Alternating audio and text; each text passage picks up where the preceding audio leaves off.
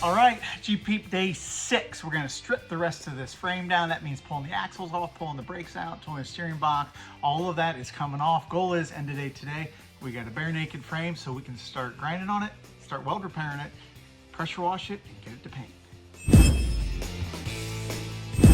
All right, update front axle. She gone. Now on to the rear one.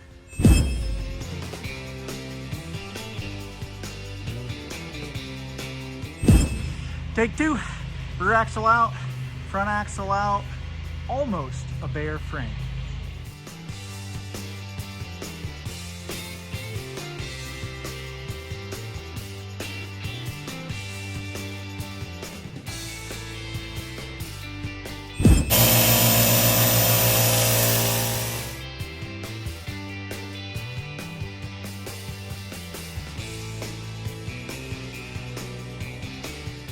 All right, bringing day 6 to a close. Goals accomplished. The frame has been stripped. We're starting to pull the springs off the axles. Good job, bud. Hit our goal before Christmas. Strip down frame, weld repair coming next.